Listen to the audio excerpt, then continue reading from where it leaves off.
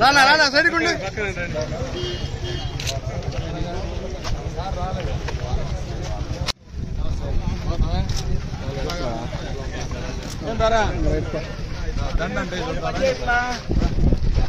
నీ ఫోన్ పని చేయట్లా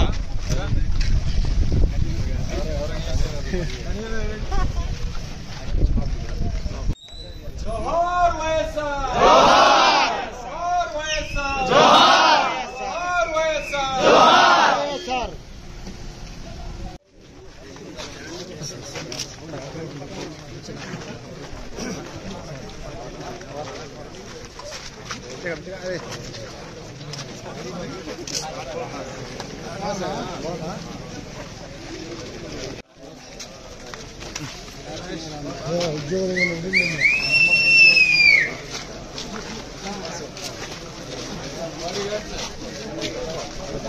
साइड साइड रिया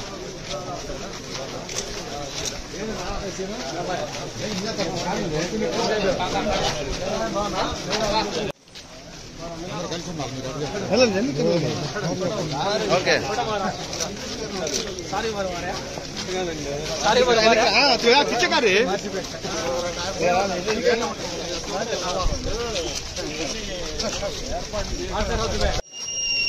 అతను ఇప్పుడే ఆలోచనండి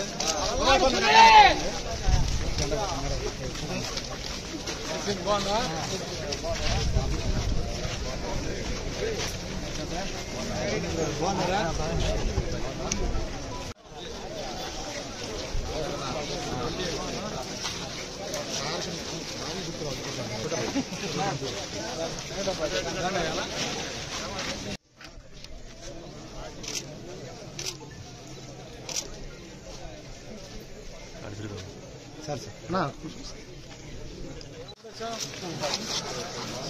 सारी भाई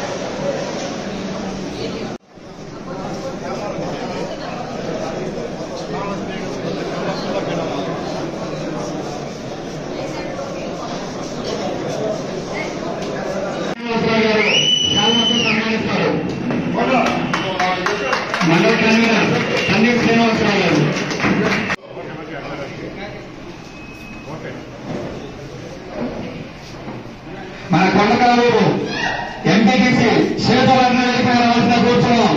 అధ్యక్షులు నాగిరెడ్డి గారిని మాట్లాడాల్సిన కూర్చున్నాం. కొండారెడ్డి గారిని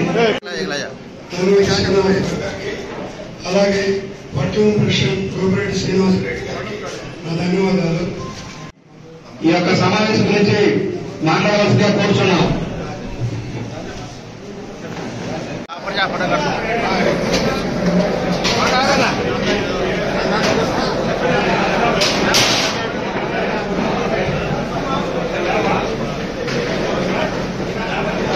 అన్నా కొంచెం ఎడికి జరుగు అలా ఎడికి జరగాలి.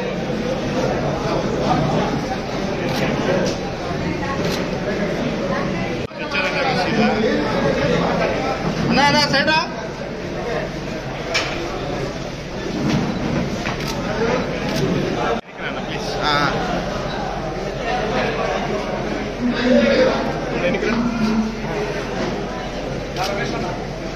లేకపోతే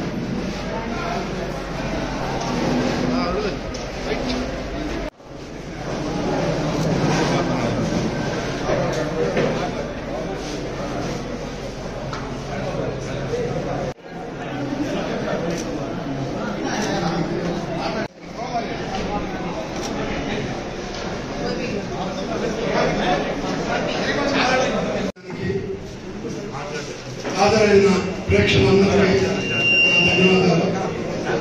ఈరోజు బాబు గ్యారెంటీస్ ఒకటి దాని మీద మనం సమావేశం నిర్ణయించుకున్నాము.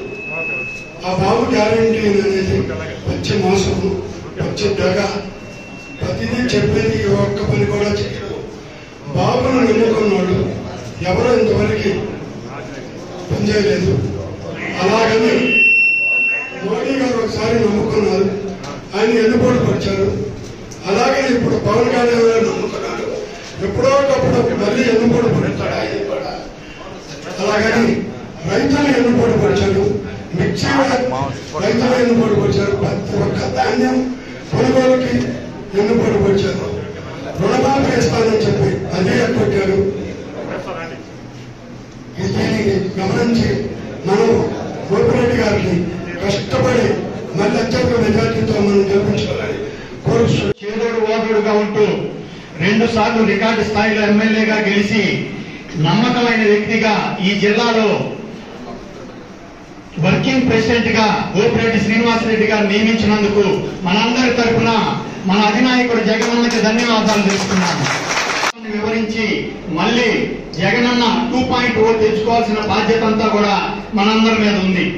జగనన్న ఒక మాట చెప్పాడు, మొదట 5 ఏళ్లు కరోనాని అదని ఇదని ప్రజా సంక్షేమం అభివృద్ధి మీద ధ్యాస పెట్టి కార్యకర్తల్ని కొంత పట్టించుకోలేదేమో, కానీ నా రెండో పరిపాలన జగనన్న 2.0 కార్యకర్తల కోసమే అని అన్నాడు. అవునా కాదా?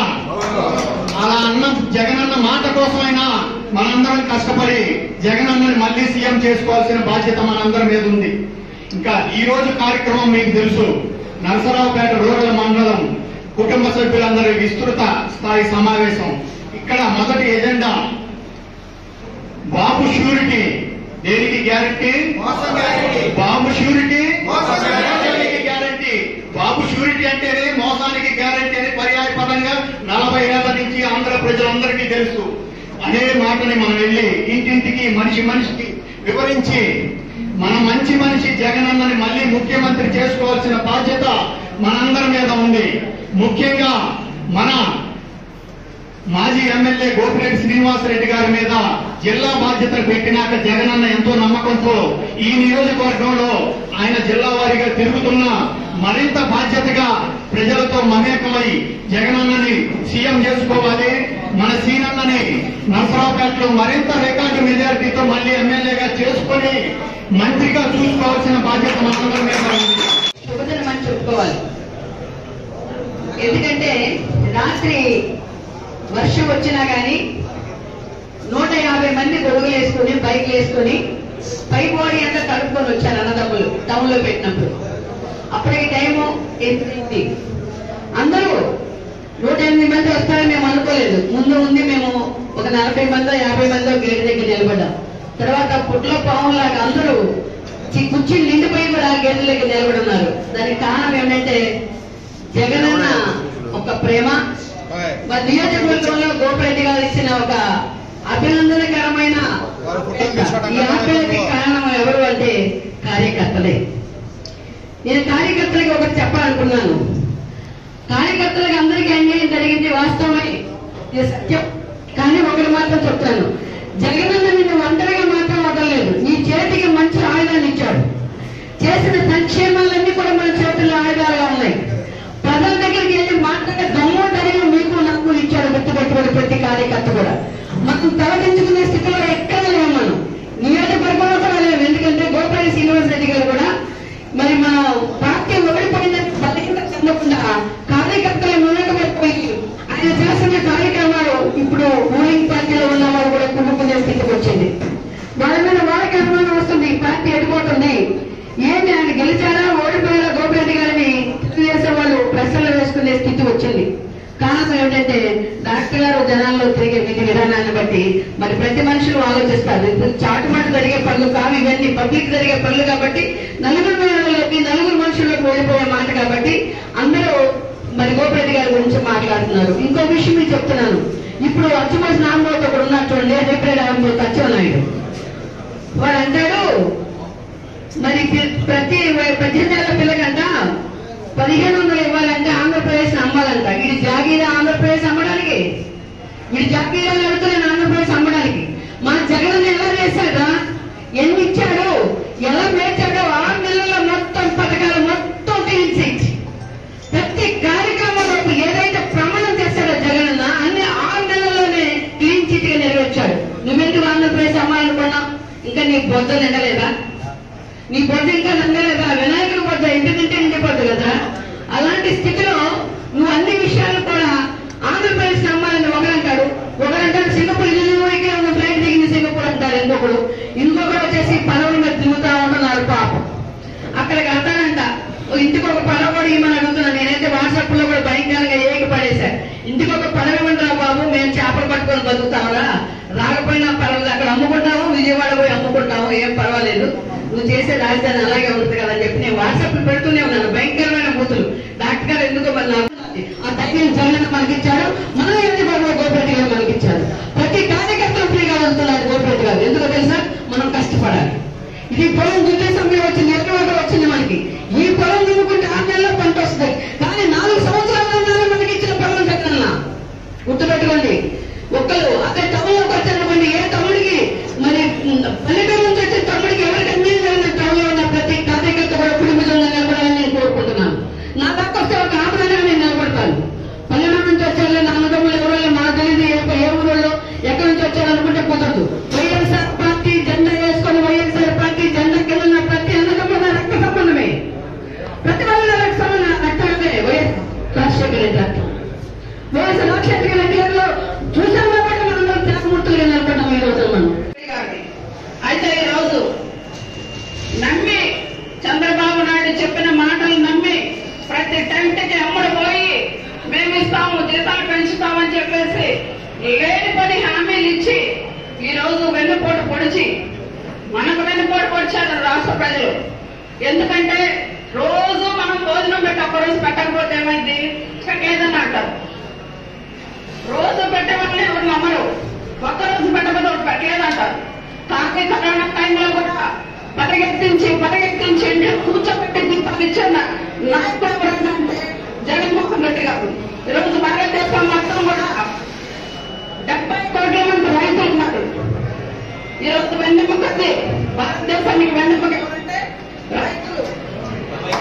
ఈరోజు కార్మికులు 50 కోట్ల మంది ఉన్నారు. వాళ్ళందరికీ కూడా ఈరోజు ఎంతమంది ఉద్యోగాలు పోయినా కూడా మన ప్రభుత్వం అండతోటి మనం వాళ్ళకి అండదండలుగా నిలబడి ఈరోజు ఉద్యోగాలు నిలబెట్టాం, కోర్టు కేసాం, వాళ్ళకి అండదండలుగా నిలబడ్డాం. ఎన్ని కేసులు పెడతారు. కానీ ఈరోజు రాష్ట్రంలో ఎప్పుడైతే బాబు షూరిటీ మోసం గ్యారంటీ అని ఎప్పుడైతే మనం ఒక స్లోగన్ బయటకు తీసుకురాగానే తెలుగుదేశం పార్టీ వాళ్ళు ఇంటింటికి మొదలు పెట్టారు. మేము 3కి ఇచ్చాం, 4కి ఇచ్చాము. వాళ్ళే అడుగుతున్నారు, ఇది ఇచ్చావు మిగిలి ఇస్తామని అడుగుతున్నారు. ఇది జరుగుతుంది వాస్తవంగా రాష్ట్రంలో. ముఖ్యంగా ఈరోజు మనము ఎలక్షన్ అయిపోయింది, మంది అసెంబ్లీ ఎలక్షన్ అయిన తర్వాత మన రాష్ట్రంలో ఎన్నో అరాచకాలు జరిగినాయి. మనం కౌంటింగ్ వెళ్ళి కౌంటింగ్ అయిన తర్వాత నర్సరావుపేట వెళ్ళాం. నేను నాతో మన చిన్నదుర్గపాలెంలో ఇటీవల మా ఎమ్మెల్యే గారు ఒక పదవి ఇచ్చారు. నా మిత్రుడు సైదా, నేను కౌంటింగ్ అయిన తర్వాత నర్సరావుపేట వెళ్ళాము. అట్లాగే మన గ్రామంలో ఇందూరికి కూడా పదవి ఇచ్చారు నాయ చిన్న కాజా, ఆయన కూడా నా ధన్యవాదాలు. మనము కౌంటింగ్ అయిన తర్వాత నర్సరావుపేట వెళ్ళాము. ఎక్కడ జేఏపీ నుంచి నర్సరావుపేట వెళ్ళినప్పుడు నర్సరావుపేటలో ఎంతో దారుణం చేస్తున్నారు, పట్టేటు కొడుతున్నారు. ఆ రోజు స్టార్ట్ చేసి దాదాపు మన రాష్ట్ర వ్యాప్తంగా మన కార్యకర్తలు ఎంతో మందిని పొట్టన పెట్టుకున్నారు. దాని గురించి మన మాజీ ముఖ్యమంత్రి వర్యులు జగన్మోహన్ రెడ్డి గారు ఢిల్లీలో కూడా ధర్నా చేయడం జరిగింది. ఆ ధర్నా చేసిన తర్వాత మన ఇండియా లెవెల్లో కొద్దిగా బలం పెరిగిన తర్వాత అది గ్రహించి చంద్రబాబు నాయుడు కొద్దిగా అప్పటి నుంచి కొద్దిగా తగ్గింది పర్సెంటేజ్. తర్వాత మన నర్సరావుపేట నియోజకవర్గంలో ఆ రోజు నుండి ఈ రోజు దాకా ఎక్కడ మన పార్లమెంట్ లో 7 నియోజకవర్గాలు ఉన్నాయి. మన నర్సరావుపేట మండలంలో కానీ నియోజకవర్గంలో ఏ కార్యకర్తకు చిన్న ఇబ్బంది వచ్చినా నేనున్నానంటూ అలాంటి ఇబ్బందికర పరిస్థితుల్లో కూడా మా నాయకుడు గోపిరెడ్డి శ్రీనివాసరెడ్డి గారు ప్రతి కార్యకర్తకు ముందుండి నడిపారు. నేనున్నా మీకు ఏదైనా సరే ఎక్కడ ఎదుటడిగే లేదు అన్ని మేము గమనిస్తున్నాము. కాబట్టి ఇది గమనించి మన మాజీ ముఖ్యమంత్రి వర్యులు జగన్మోహన్ రెడ్డి గారు ఇంటెలిజెన్స్ ద్వారా ఇదంతా తెలుసుకొని మా నియోజకవర్గంలో మా నాయకుడికి జిల్లా వర్కింగ్ కమిటీ పదవి ఇవ్వడం జరిగింది. ముందుగా ఆ పదవి ఇచ్చినందుకు జగన్మోహన్ రెడ్డి గారికి మన అందరి తరఫున ధన్యవాదాలు తెలుపుకుంటున్నాను. తర్వాత ఇప్పుడు ఎలక్షన్ అయిపోయింది. ఈ గవర్నమెంట్ ఏందో ఇప్పటికి కూడా అందరికీ అనుమానాలు ఉన్నాయి. ఈ గవర్నమెంట్ ఎట్లా వచ్చింది? ఎలక్షన్ జరిగింది, కౌంటింగ్ దాకా సర్వేలన్నీ మనకే చెప్తున్నాయి. సర్వేలన్నీ రాష్ట్రంలో వైఎస్ఆర్ పార్టీ అధికారంలో రాబోతుంది అన్నాయి. తర్వాత మనం ముఖ్యంగా రాష్ట్ర ప్రజలు నమ్మే ఇంకో సర్వే ఉంది. ఆ సర్వే కూడా జగన్మోహన్ రెడ్డి గారు ముఖ్యమంత్రి అయ్యారు అని చెప్పడం జరిగింది. తర్వాత ఇది ఎట్లా మారిందో ఏం జరిగిందో ఆ భగవంతుడికి తెలియాలా. నాకు కూడా 1% కూడా నమ్మకం లేదు. ఈ జరిగిన దాని మీద 1% కూడా నాకు కూడా నమ్మకం లేదు. నేను చెప్తున్నాను, నేను చాలా ఎలక్షన్లు దాదాపు 5-6 అసెంబ్లీ ఎలక్షన్లు చూశాను. కానీ ఈ విధంగా ఎప్పుడు జరగల. మాకు కూడా నమ్మకం లేదు. ఈ గవర్నమెంట్ ఈవీఎం గవర్నమెంట్ అని చాలా మంది చెప్తున్నారు. అందరికీ ఆ నమ్మకం ఉంది. కాబట్టి ఏదో మన దురదృష్టం జరిగింది, ఇప్పుడు మనం ఏం చేయలేము. కాబట్టి ఇప్పటి నుంచి సైలెంట్ రాదు. కాబట్టి ఇప్పటి నుంచి జాగ్రత్తగా మనం కార్యకర్తలు గ్రామాల్లో పేద కార్యకర్తలు ఉంటారు, బలహీన వర్గాలు అందరూ ఉంటారు. అందరికీ గ్రామంలో నాయకులందరూ వెన్నంటి ఉండి మన జగన్మోహన్ రెడ్డి గారు చెప్పినట్టు ప్రతి కార్యక్రమము జాగ్రత్తగా చేసుకొని మనము మా నాయకుడు ఆధ్వర్యంలో ముందుకు నడవాలి. ఆ బ్రిడ్జి చూడండి, ఎల్లమందర మా ఊరి దగ్గర బ్రిడ్జి ఉంది. దాదాపు 20 అడుగుల లోపలికి త్రవ్వి వేశారు. దాదాపు 100 సంవత్సరాల దాకా ఆ బ్రిడ్జి చెప్తారు. అట్లాగే కోటపగొండ నుంచి నర్సరావుపేట దాకా రోడ్డు ఎట్లా ఉంది? హైవే రోడ్ లాగా ఉంది. అలాగే కోటపగొండ మీద ఎన్నో కార్యక్రమాలు. ముందు ఆర్చి కట్టారు. తర్వాత అక్కడ ముందు ఎన్నో అభివృద్ధి కార్యక్రమాలు చేశారు. కోటపగొండకు ఎంత అభివృద్ధి చేశారో మీ అందరికీ తెలుసు. కాబట్టి ఇలాంటి నాయకుడు ఓడిపోడు, ఏదో జరిగింది, అది భగవంతుడికి తెలుసు.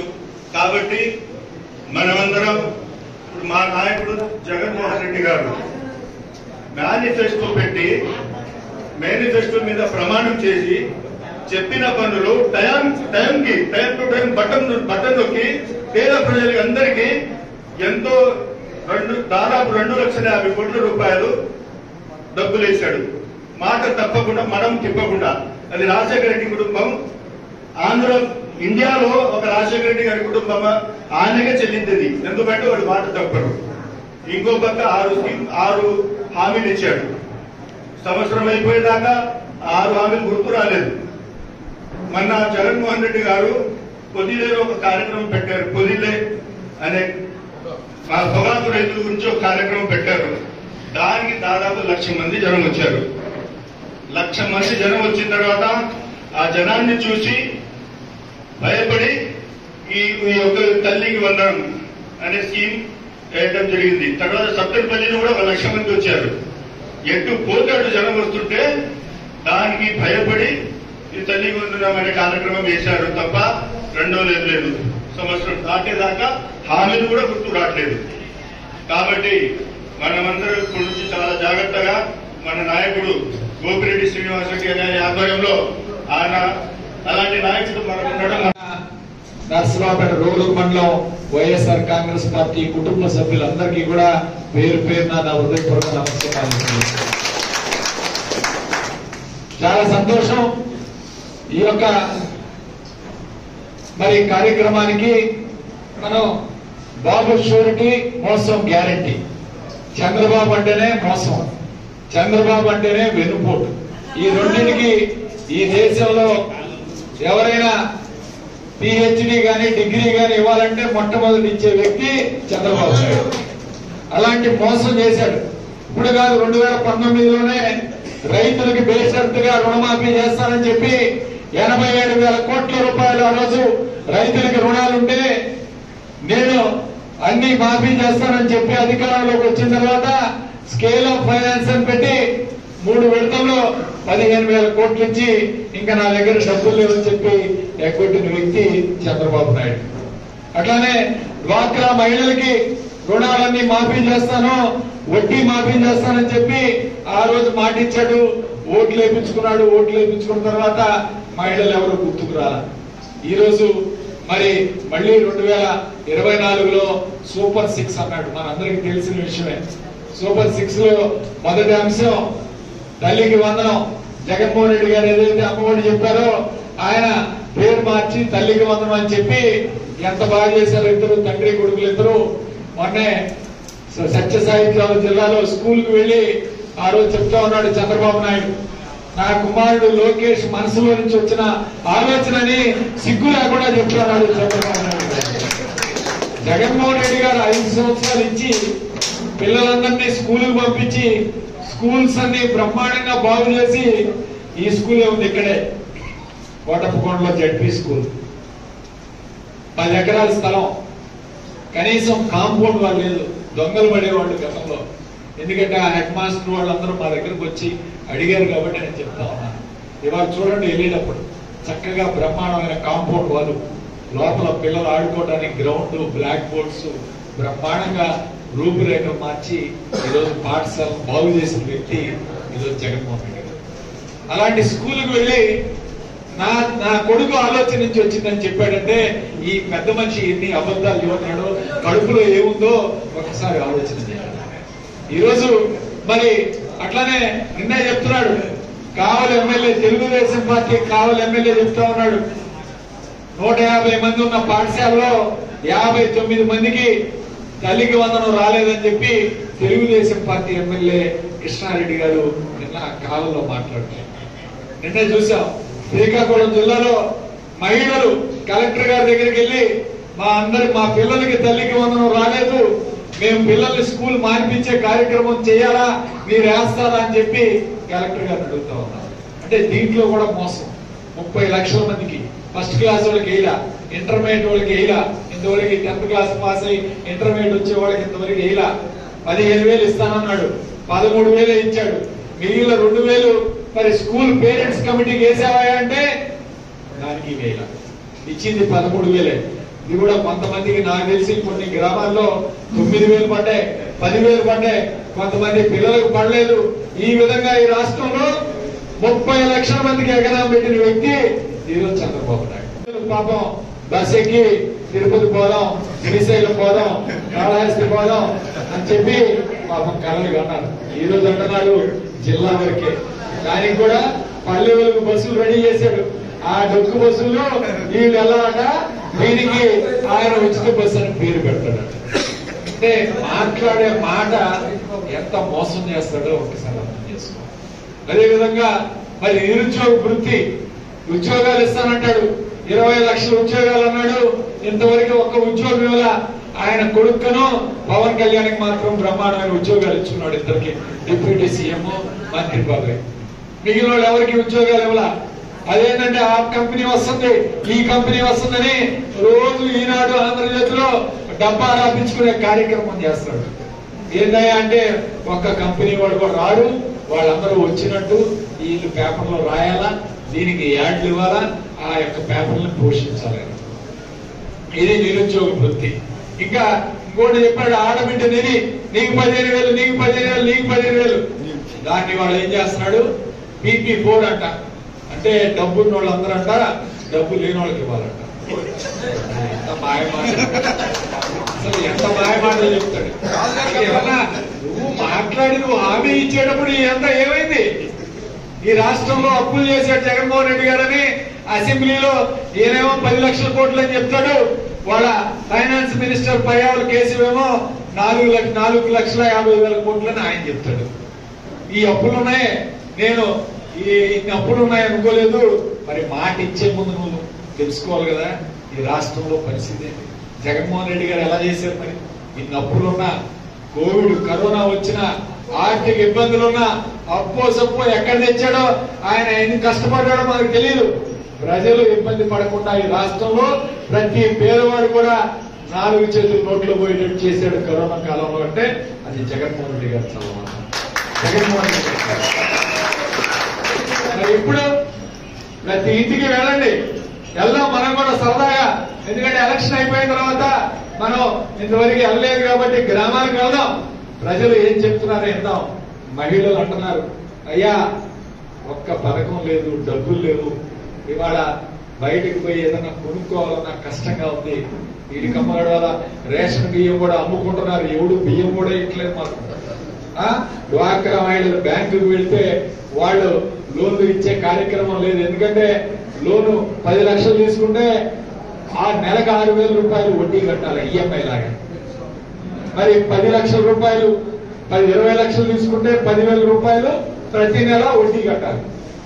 ఏమి డబ్బులు వాళ్ళు కూడా బ్యాంకులు పెట్టాలా, మాకు ఉద్యోగ రోజులని చెప్తున్నారు. ఇవాళ బ్యాంకు మేనేజర్లు చెప్తున్నారా బ్యాంకులు ఖాళీగా ఉన్నాయి, ఇంతకుముందు జగన్మోహన్ రెడ్డి గారు ఉంటే కలకలాడి ఇప్పుడు బ్యాంకులకు వచ్చేవాళ్ళు లేడని చెప్తా ఉన్నారు.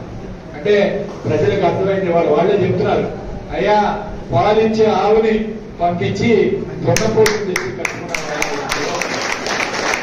మహిళలు చెప్తూ ఉంటే ఇవాళ ఎంతో బాధగా ఉంది. అందరూ మోసం చేశాడు చంద్రబాబు నాయుడు మోసాలకు తిట్ట. ఇవాళ మనల్నే కాదు, ఆఖరికి రాజధాని రైతులను కూడా మోసం చేశాడు. ఇవాళ ఆయన తీసుకున్న 34,000 ఎకరాల్లో ఈ రోజు ఒక రోడ్డు వేయలేదు, ఒక లైట్ వేయలేదు, ఒక స్తంభం ఎలక్ట్రిక్ స్తంభం వేయలేదు, డ్రైనేజ్ కట్టలేదు.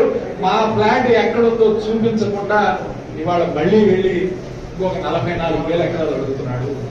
ఏందా ఈ పెద్ద మనిషి, 76 సంవత్సరాలు వచ్చే ఎన్ని సంవత్సరాలైనా ఇంకా ఉంటాడో లేదో తెలియదు, మా భూములను ఏమైపోతాయని చెప్పి ఇవాళ రైతులు మాట్లాడుతున్నారు.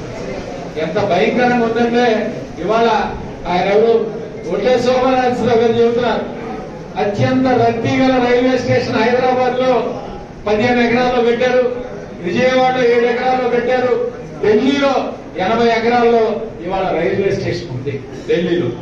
మరి అమరావతిలో 1,500 ఎకరాలతో ఏం రైల్వే స్టేషన్ కావాలి.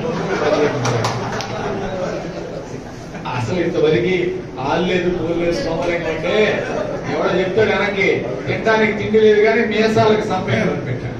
ఈ పని ఎట్టుందంటే అక్కడ ఇంతవరకు రైల్వే లైనే రాలేదు, రైల్వే స్టేషన్ 1,500 ఎకరాలంట, ఎయిర్పోర్ట్ కి 5,000 ఎకరాలంట, క్రికెట్ స్టేడియం కి 2,000, అంటే ఒలింపిక్స్ పెట్టాలని భారతదేశానికి రాలా. క్రికెట్ స్టేడియం కి 2,500 ఎకరాలంట. తీరా చూస్తే నిన్న వర్షానికి అమరావతిలో అది సముద్రం లాగా ఉంది. చాలా చెబుతారు, అయ్యా నువ్వు కడితే కట్టావు 4 పడవలు, ఆ పడవలు కడుగుతామని చెప్తా ఉన్నారు, పోస్టులు పెడతా ఉన్నారు. ఇది పరిస్థితి. రాజధాని రైతులు మోసం చేశాడు. ఇవాళ మరి జగన్మోహన్ రెడ్డి గారు బయటకు వస్తే ఆయన మీద కేసులు పెట్టాలి. ఇవాళ పొయ్యిలు వచ్చాడు, పొయ్యిలు వస్తే పొగాకు కొనుగోలు కేంద్రాలు ఎమ్మటే జగన్మోహన్ రెడ్డి గారు అంటే ఒక భయం. జగన్మోహన్ రెడ్డి గారు ప్రజల్లోకి వస్తే లక్షల మంది వస్తున్నారు. ఏమిటి ప్రజాదరణ? ఆ తండ్రి కొడుకులు పోతే ఆ కారు ముందు 10 మంది కూడా ఉంటారు, ఆ 10 మంది కూడా రారు. ఆయన పోతే మాత్రం లక్షల మంది వస్తున్నారు. ఏమిటి అంటే ప్రజలు తెలుసుకున్నారు, అయ్యా తప్పు చేశాం, మేము తప్పు చేశాము, ఈ దున్నపోతు నమ్ముకున్నాము, ఇది పాలించేది కాదు, జగన్మోహన్ రెడ్డి గారు మళ్ళీ తెలుసుకోవాలి అని చెప్పి ఇవాళ ప్రజలు ఇవాళ తప్పు తెలుసుకున్నారు. పొరపాటు అయిపోయింది, మాటల్లో మోసపోయాం, మళ్ళీ జగన్మోహన్ రెడ్డి గారిని గెలిపించుకోవాలని ఒక తాపత్రయంతో ఈరోజు ప్రజలందరూ కూడా సిద్ధంగా ఉన్నారు. ఇక నాయకులే సిద్ధం కావాలని చెప్పి ఈరోజు చెప్తా ఉన్నాను. నాయకులు ఎవరు భయపడాల్సిన అవసరం లేదు. ఖచ్చితంగా ఒకటే చెప్తా ఉన్నాం, ఈరోజు మళ్ళీ వచ్చేది జగనన్న ప్రభుత్వం, వైఎస్ఆర్ ప్రభుత్వం.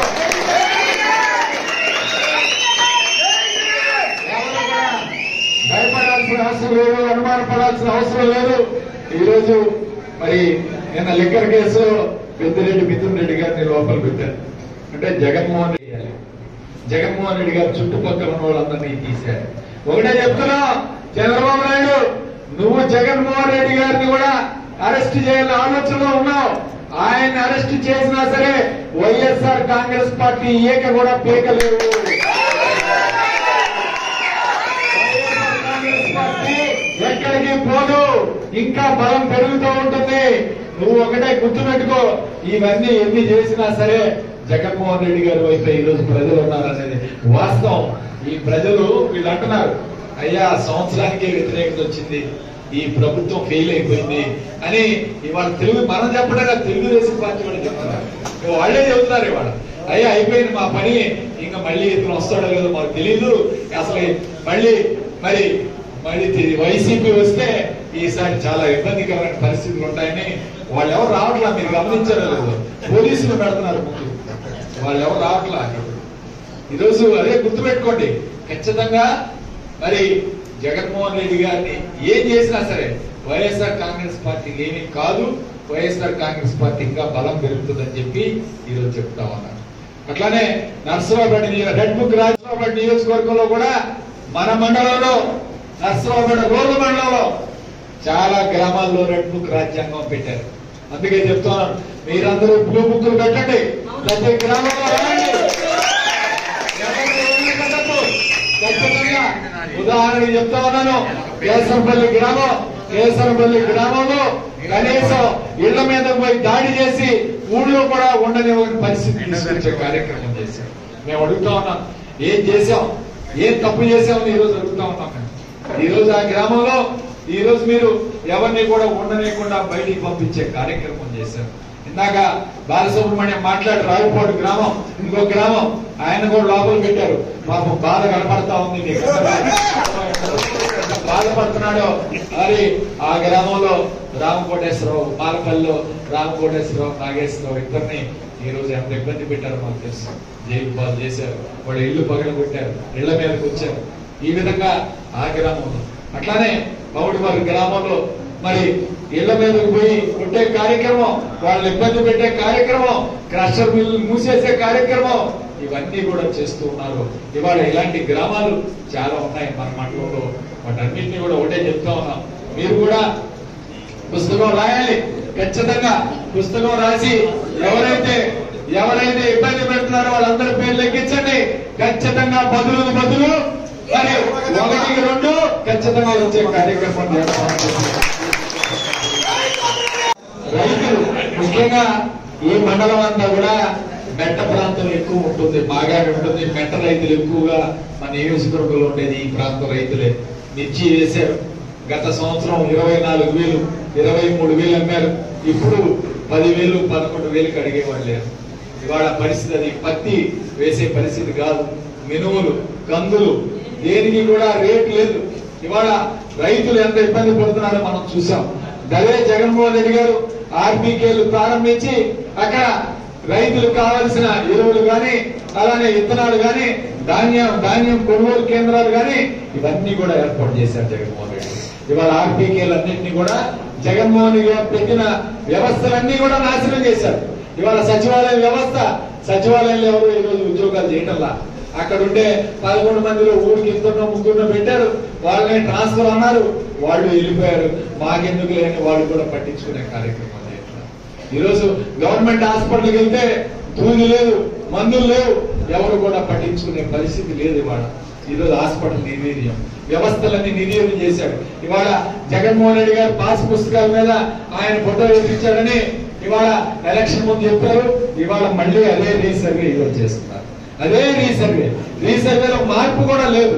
అదే రీసర్వే ఈ రోజు కూడా మరి చేసే కార్యక్రమం చేస్తున్నారు. ఇవాళ ఈ విధంగా ప్రజలను మోసం చేసిన వ్యక్తి ఈ రోజు చంద్రబాబు నాయుడు కాదా అని అడుగుతూ మనం కూడా వెళ్దాం, ప్రజల దగ్గరికి వెళ్దాం.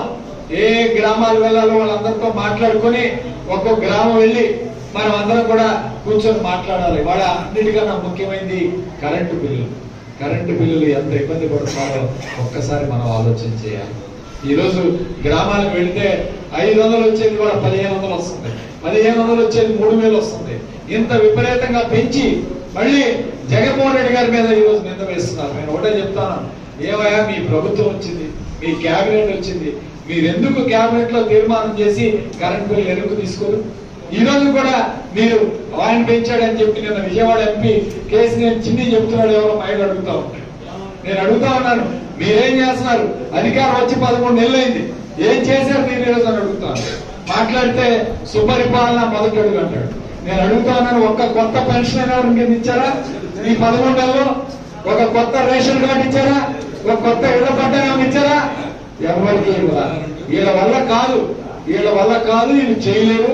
జగన్మోహన్ రెడ్డి గారు చేసే ఆయన్ని పొరపాటుని ఈరోజు ఆయన్ని ప్రజలు మోసం చేసే కార్యక్రమం చేశారు. ఎప్పుడైనా చూస్తాం మోసం, నాయకుడు మోసం చేస్తారు కానీ ప్రజలు మోసం చేసే కార్యక్రమం, ఈవీఎంలు మోసం చేసే కార్యక్రమం మొట్టమొదటిసారి చూసాం. ఖచ్చితంగా మళ్ళీ గెలుస్తాం.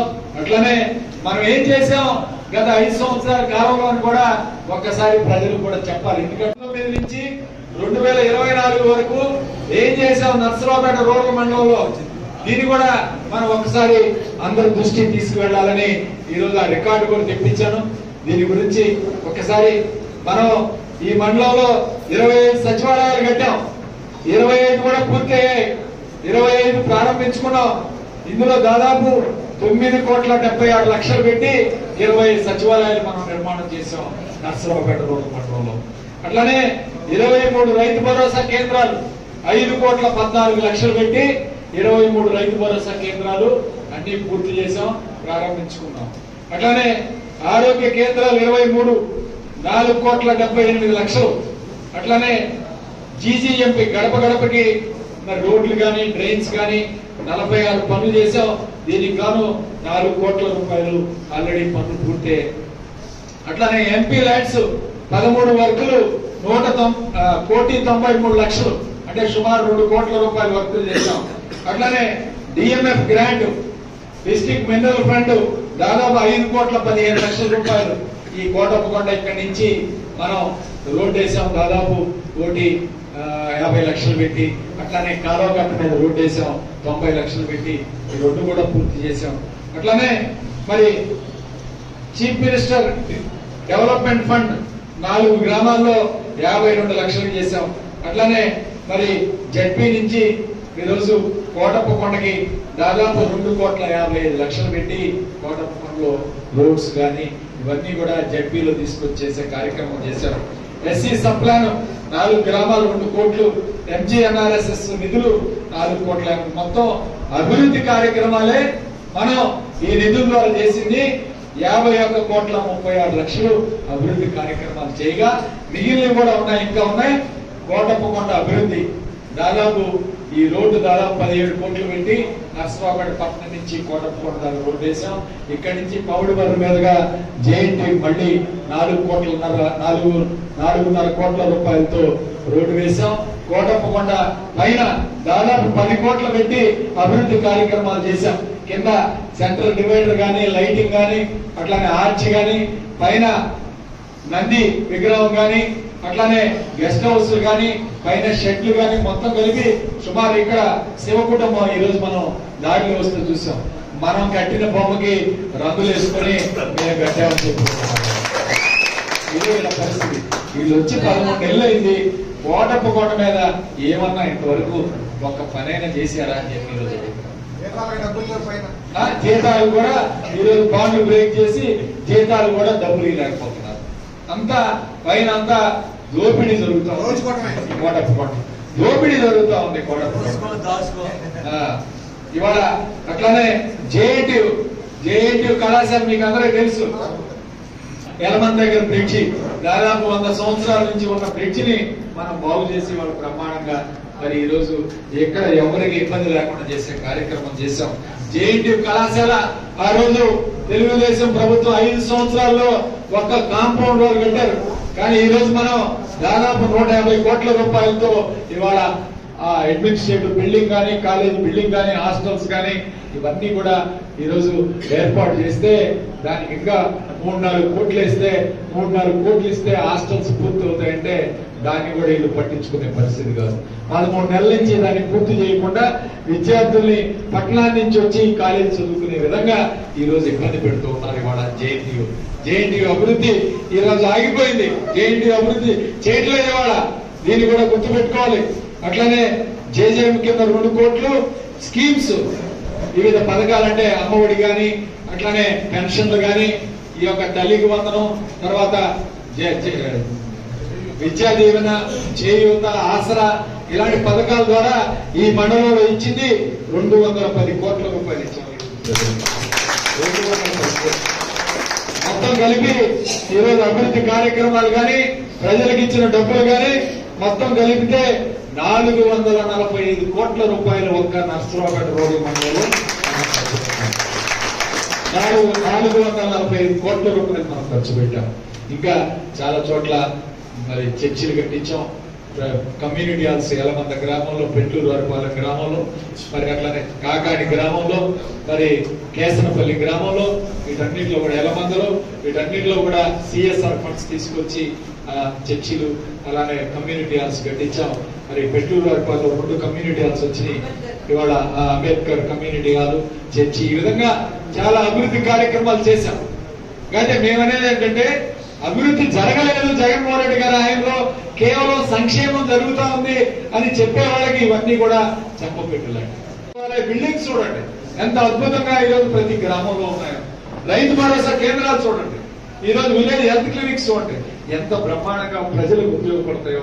పరిపాలన అంతా కూడా ప్రజల దగ్గరకు తీసుకొచ్చి ప్రజల ముంగిట ఇవాళ జగన్మోహన్ రెడ్డి గారు పెడితే మీరు వ్యవస్థలన్నీ కూడా నిర్వీర్యం చేసి మళ్ళీ మండలం ఆఫీస్కి వెళ్ళాలి, ఎంఆర్ఓ ఆఫీస్కి వెళ్ళాలి. ఇవాళ పాస్బుక్లు ఇవ్వాలంటే ఎంఆర్ఓ ఆఫీసులో ఎంత కట్టాలి, విఆర్ఓకి ఎంత కట్టాలి, ఇవాళ నీకెంత నాకెంత ఓటాలు వేసుకునే పరిస్థితులు ఇవాళ. ఈ పరిస్థితుల నుంచి ఇవాళ మనం ఒకటే చెప్తాను, అభివృద్ధి జరిగింది జగన్మోహన్ రెడ్డి గారి ఆయనలో. ఇంత అభివృద్ధి జరిగితే మీరు అభివృద్ధి జరగలేదనడానికి మీరేం చేశారు? ఈ 13 నెలల్లో ఈ మండలంలో వీళ్ళు ఖర్చు పెట్టింది ఎంత ఒకసారి చెప్పాలి లెక్క. నాకు తెలిసి ఎన్ఆర్జీఎస్ లో 3 కోట్లు ఖర్చు పెట్టారు, ఇంకొక 1 కోటి రూపాయల పైన ఈ కాలువలు బాగు చేయడానికి 1 కోటి రూపాయలు ఎంతో ఖర్చు పెట్టారు. ఒక 4-5 కోట్లు తప్పితే వీళ్ళు ఖర్చు పెట్టింది 13 నెలల్లో 4-5 కోట్లు ఖర్చు పెట్టారు. మనం 445 కోట్లు ఈ మండలంలో మనం ఖర్చు పెట్టామని చెప్పి ఈ సందర్భంగా గుర్తు చేయాలి. ఈ విధంగా అభివృద్ధి చేశాం, రానున్న రోజులు ఇంకా అభివృద్ధి చేస్తాం. ఒకటే చెప్తాను, జగన్మోహన్ రెడ్డి గారు కూడా ఒకటే చెప్పాను, ఈ 2,70,000 కోట్లు ఏదైతే మనం పంచామో ఈరోజు ప్రజలకి, ఇది కార్యకర్తల ద్వారా పంచినట్టయితే మనకి 100 సీట్లు ఖచ్చితంగా వచ్చాయి. ఖచ్చితంగా అది మనం చేసిన పొరపాటు, తప్పు, దాన్ని సవరించుకొని వచ్చేసరి కార్యకర్తలకి పెద్దపీట వేస్తాం. కార్యకర్తల ద్వారానే ప్రతి పథకం వెళ్తుంది. కార్యకర్తలు లేకుండా ఒక్క పథకం కూడా ప్రజల దగ్గరికి వెళ్ళలేదు, వెళ్ళకూడదు అని చెప్పి ఖచ్చితంగా దాన్ని అమలు చేసే కార్యక్రమం చేస్తామని చెప్పి జగన్మోహన్ రెడ్డి గారు చెప్పడం జరిగింది. కార్యకర్తలు మీరెవరు కూడా నిరాశ చెందొద్దు. గతంలో ఉండే పరిపాలన ఉంటుందేమని ఎవరు కూడా మనసులో పెట్టుకోవద్దు, దాన్ని పక్కకు తొలగించండి. ఖచ్చితంగా రానున్న రోజుల్లో ఈసారి కార్యకర్తలకి పెద్దపీట వేసే కార్యక్రమం చేస్తాం. కార్యకర్తలకి పెత్తనం ఇచ్చే కార్యక్రమం చేసి వాళ్ళ ద్వారానే ఈ రోజు పథకాలన్నీ కూడా గ్రామాలకు వెళ్తాయని చెప్పి ప్రజల దగ్గరకు వెళ్తాయని తెలియజేస్తూ మరొక్కసారి ఈ మండలం అదే నరసింహారావు చెప్పాడు, అయ్యా గోపిరెడ్డి గారికి సీట్ లేదు కూడా చెప్పారు, ప్రచారం చేశారు, చాలా మంది ప్రచారం చేశారు. మీకు అందరికి తెలిసిన విషయమే. జగన్మోహన్ రెడ్డి గారు ఒకటే అన్నాడు, అయ్యా నాతోటి 15 సంవత్సరాలు ప్రయాణం చేశాడు, ఖచ్చితంగా ఆయనకి మంచి స్థానం కల్పిస్తానని చెప్పి జగన్మోహన్ రెడ్డి గారు చెప్పడం జరిగింది. ఒకటి గుర్తుపెట్టుకోండి, ఎవరేం చెప్పినా మీరు ఖండించాలి. నర్సరావుపేటలో పోటీ చేసేది గోపిరెడ్డి శ్రీనివాసరెడ్డి. ఏమన్నా సరే అగరొద్దు తగరొద్దు, ఇది జగన్మోహన్ రెడ్డి గారి వాక్కు కింద మీరు ప్రజల్లోకి తీసుకువెళ్లే కార్యక్రమం చేయండి అని చెప్పి ఈ సందర్భంగా తెలియజేస్తూ మరొకసారి మీ అందరికీ పేరు పేరున ధన్యవాదాలు తెలుపుకుంటూ, ఈ మండలం బాగా టైట్ గా ఉన్నది. ఈ మండలంలో 3-4 వేల కన్నా ఎక్కువ రాదు మెజార్టీ అని చెప్పారు. కానీ 2019లో మనకి ఈ మండలంలో 8,000 పైచిలకు మెజార్టీ వచ్చింది. 8,000 వచ్చింది. మళ్ళీ ఈసారి 2024లో ఆ 8,000 దాటి 10,000 వచ్చే అవకాశం ఉంది. 10,000 మెజార్టీ తీసుకురావాలని ప్రతి ఒక్క నాయకుడు కూడా కోరుకుంటూ మీ అందరికీ తగిన ప్రాధాన్యత, తగిన మరి గౌరవం కల్పించే కార్యక్రమం చేస్తాం భవిష్యత్తులో అని చెప్పి తెలియజేస్తూ సెలవు తీసుకుంటున్నాను.